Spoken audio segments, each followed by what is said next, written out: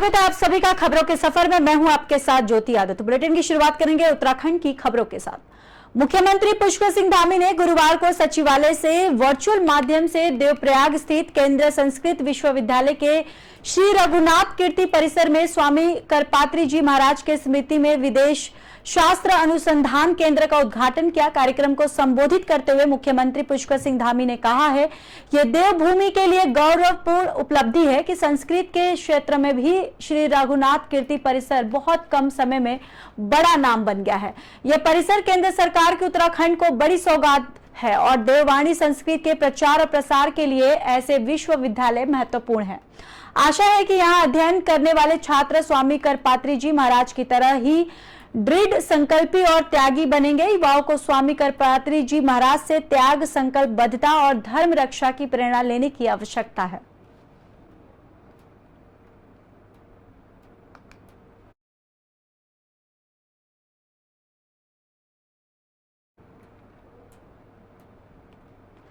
तो वही एसएसबी स्वयंसेवक कल्याण समिति के लोगों ने अल्मोड़ा में जोरदार प्रदर्शन किया है। जिला मुख्यालय अल्मोड़ा में धरने को 5000 दिन पूरे होने पर गुरिल्ला संगठन के गांधी पार्क में जुलूस प्रदर्शन किया गया। केंद्र सरकार के खिलाफ जमकर नारेबाजी करते हुए गुरिल्ला संगठन ने जल्द मांग पूरी करने की मांग उठाई है।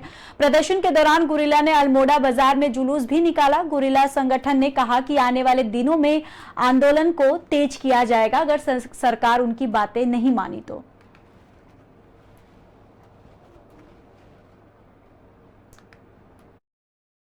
मुख्यालय में धरने को 5000 दिन पूरे हो गए हैं और जो हम लोग जो देश के शांति काल, युद्ध काल और युद्ध के बाद की भी हमारी भूमिका होती थी। तीन भूमिकाएं हम गुरिल्लों की होती थी। सरकार केवल हमें सत्यापन के नाम से ठगने के अलावा कोई अन्य काम नहीं कर रही है। अपना वो 2024 के चुनाव में जरूर लग गई है, जहाँ जनसंपर्क अभियान, बैठकें, तमाम तरह के कार्यक्रम कर रही है। लेकिन इतना लंबा आंदोलन होने के बावजूद, 17 साल के आंदोलन के बावजूद कि ये जो सीमा के सुरक्षा के जो हम प्रहरी है, हमारी ओर कोई ध्यान नहीं दे रही है। इसलिए हमारा ये आज हमने जुलूस प्रदर्शन का कार्यक्रम अल्मोड़ा में किया है और कल से हम पूरे प्रदेश में रथ यात्रा लेके इस सरकार के खिलाफ जाएंगे। मुख्यालय में धरने को 5000 दिन पूरे हो गए हैं और जो हम लोग जो देश के शांति काल, युद्ध काल और युद्ध के बाद की भी हमारी भूमिका होती थी। तीन भूमिकाएं हम गुरिल्लों की होती थी। सरकार केवल हमें सत्यापन के नाम से ठगने के अलावा कोई अन्य काम नहीं कर रही है। अपना वो 2024 के चुनाव में जरूर लग गई है, जहाँ जनसंपर्क अभियान, बैठकें, तमाम तरह के कार्यक्रम कर रही है। लेकिन इतना लंबा आंदोलन होने के बावजूद, 17 साल के आंदोलन के बावजूद कि ये जो सीमा के सुरक्षा के जो हम प्रहरी है, हमारी ओर कोई ध्यान नहीं दे रही है। इसलिए हमारा ये आज हमने जुलूस प्रदर्शन का कार्यक्रम अल्मोड़ा में किया है और कल से हम पूरे प्रदेश में रथ यात्रा लेके इस सरकार के खिलाफ जाएंगे। देहरादून समेत प्रदेश के कई क्षेत्रों में सुबह से ही तेज बारिश का सिलसिला देखने को मिला। मौसम विभाग ने पहले ही बारिश का पूर्ण अनुमान जारी किया था। मौसम में आए बदलाव से तापमान में गिरावट देखने को मिली है। वहीं मौसम विभाग ने उत्तराखंड में 25 जून तक बारिश और तेज हवाओं का ऑरेंज अलर्ट जारी किया है।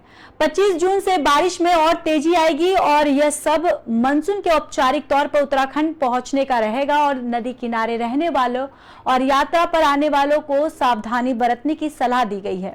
मौसम विभाग ने गुरुवार को विशेष पर्वतीय क्षेत्र के जिलों में आकाशीय बिजली चमकने और तीव्र बौछार 50 किलोमीटर प्रति घंटा की रफ्तार से हवाएं चलने का अनुमान है। और वहीं 23 को नैनीताल, चंपावत, बागेश्वर, पिथौरागढ़ जिले में भारी बारिश की संभावना है। 24 और 25 जून को भी पर्वतीय जिलों में भारी से बहुत भारी बारिश हो सकती है। विभाग ने यात्रा को लेकर भी अलर्ट किया है। लोगों से मौसम का अपडेट लेने और बारिश में यात्रा टालने की सलाह दी है। दरअसल मौसम विभाग के निदेशक विक्रम सिंह ने बताया कि 24 से 25 जून तक बारिश प्रदेश के सभी जिलों को कवर कर लेगी और यह प्रदेश में मानसून के पहुंचने का अनुमान समय भी है।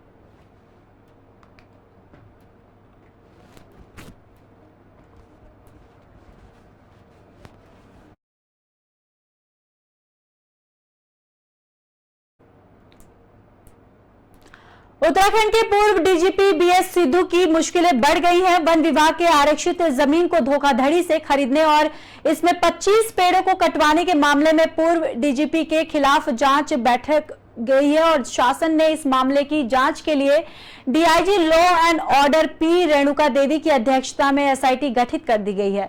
दरअसल जांच में एसपी सर्वेश पावर को विवेचक बनाया गया है। दरअसल पूर्व डीजीपी बीएस सिद्धू पर उनके कार्यकाल के अंतिम दिनों में वन विभाग की जमीन फर्जी तरीके से खरीदने और उस जमीन के 25 पेड़ कटवाने का आरोप लगा था। 10 साल बीत जाने के बाद इस मामले में वन विभाग प्रभागी अधिकारी ने अक्टूबर 2022 में थाना राजपुर में एक मुकदमा दर्ज करवाया था, जिसमें धोखाधड़ी और भ्रष्टाचार जैसी संगीन धाराएं लगाई गई थी। फिलहाल गृह सचिव ने अब इस मामले में DIG law and order P Renuka Devi की अध्यक्षता में एसआईटी गठित कर दी है और एसपी सर्वेश पावर को विवेचनाधिकारी नियुक्त किया है।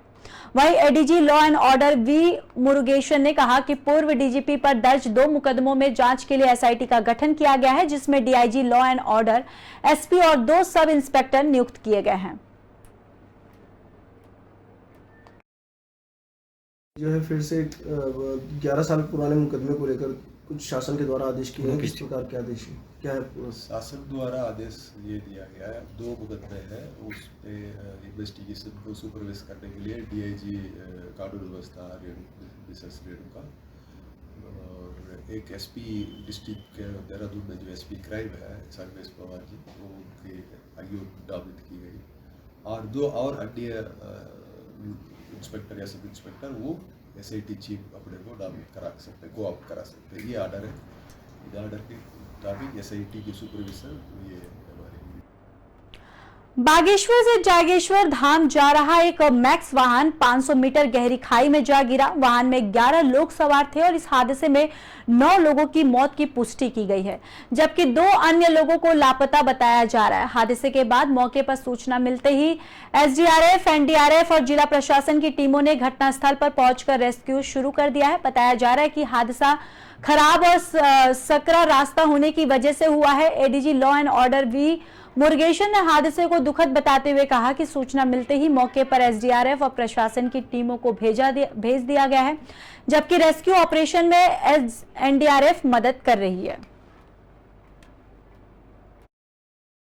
अभी तक की जो प्राप्त हुआ सूचना है 9 लोगों का मृत्यु होने का सूचना है। अभी रेस्क्यू काम जारी है, एसडीआरएफ और लोकल पुलिस वहीं पे है। जैसे भी रेस्क्यू हो जाएगा फिर क्लियर हो जाएगा। अब तक 9 पैसेंजर्स की बात है। घटना के कारण क्या बताया जा रहा है? अभी प्रथम दूषिता ओवर स्पीड का है, अभी क्लियर डिटेल्स थोड़ा आ ही जाएगा। पहले रेस्क्यू हो जाएगा फिर उसके बाद जांच क्लियर हो जाएगा क्या कारण। गाड़ी की कैपेसिटी देखकर क्या ओवरलोडिंग का भी मामला बनता है? ओवरलोडिंग का मामला प्रथम दृष्टि पे लग रहा है। अब जैसे पहले ये रेस्क्यू वगैरह होने के बाद फिर लोकल पुलिस अपने विधिक कार्रवाई करते तो।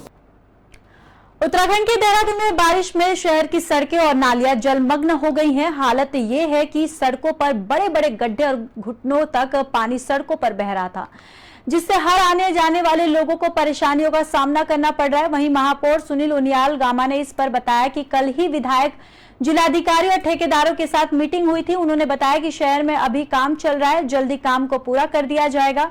और साथ ही महापौर सुनील उनियाल गामा ने कहा कि काम में अगर कोई ठेकेदार लापरवाही बरतता है तो उसके खिलाफ सख्त से सख्त कार्रवाई भी होगी। दरअसल आपको बताते चले कि ये पहली बार नहीं है जब दून शहर की सड़कें और नालियां बरसात में जलमग्न रहती हैं। अब देखने वाली ये बात होगी कि नगर निगम और स्मार्ट सिटी इस पर कितना संज्ञान लेती है।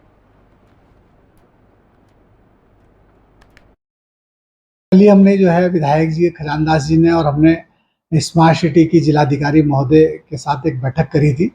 कल ही हमने उनको स्थिति बिल्कुल स्पष्ट करा था कि जितने आपने खुदाई कर रखी है इसको बरसात होने से पहले, वैसे तो बरसात शुरू हो गई है लेकिन बरसात अभी हम आप इसको मान लीजिए कि जुलाई तक हम इसको मानते हैं कि 1 जुलाई से जो है बरसात तेजी के साथ होगी। तो हमने कहा है कि आपको हफ्ते 10 दिन का समय है, इसमें आप पूरा जितनी भी आपने खुदाई कर रखी है उसको कंप्लीट कर दीजिए ताकि वहाँ पर कोई हादसा ना हो, कोई जो है किसी किस्म की दुर्घटना ना हो और किसी भी जो है जल भराव की स्थिति ना हो। तो कल ही डीएम साहब के साथ इनकी सभी विभागों के ठेकेदारों को बुला रखा था।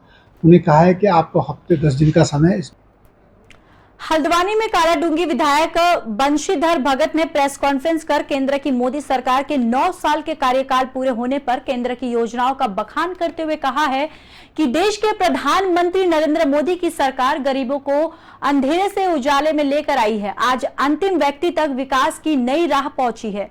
उन्होंने कहा कि महाजन संपर्क अभियान के तहत 30 जून तक आम जनता के बीच जाकर केंद्र सरकार की उपलब्धियों को पहुंचाने का प्रयास करेंगे। विधायक बंशीधर भारत ने कहा कि देश के प्रधानमंत्री मोदी का कार्यकाल इतिहास में स्वर्णिम अक्षरों में लिखा जाएगा और अभी और कई ऐसे फैसले केंद्र सरकार द्वारा लिए जाने हैं जिससे देश की जनता को बड़ी राहत मिलेगी।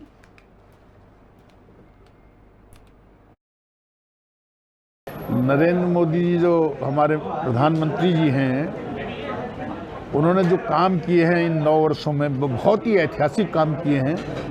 उनको सामान्य परिवार तक पहुंचाने का काम इस महीने पार्टी के कार्यकर्ताओं द्वारा किया जा रहा है। अलग अलग तरीके हैं। महासंपर्क अभियान भी है। 20 तारीख से 30 तारीख तक हम डोर टू डोर जाके हम काम कर रहे हैं। अभी मैं गाँव में जाके ही आया हूँ। वरिष्ठ कार्यकर्ता सम्मेलन किया। उस कार्यकर्ताओं के माध्यम से हमने लोगों को कहा ऐसे जाओ। हमने विशिष्ट लोगों से मिलने का, रिटायर्ड लोग हैं, अधिकारी लोग हैं, उनसे मिलने का काम किया है, तो उसके माध्यम से हमने किया है। तो सब मिलाकर के मोदी जी के कामों को जन जन तक पहुंचाने। हरिद्वार में सैनी सभा ने प्रतिभा सम्मान कार्यक्रम आयोजित किया। आर्यनगर स्थित सैनी आश्रम में आयोजित कार्यक्रम में 10वीं और 12वीं कक्षा में टॉप करने वाले छात्र छात्राओं और खेल के क्षेत्र में मेडल जीतने वाले युवाओं के साथ अन्य प्रतिभाओं को भी सम्मानित किया गया। सम्मान समारोह में उत्तर प्रदेश सरकार में राज्य मंत्री जसवंत सैनी, पूर्व मंत्री राम सिंह सैनी समेत कई हस्तियां शामिल हुई। सम्मान करने वाले नेताओं ने कहा कि युवा हमारे देश का भविष्य है। सम्मान करने से उन्हें प्रोत्साहन मिलेगा और सैनी समाज युवाओं के स्वर्गीय विकास के लिए काम कर रहा है।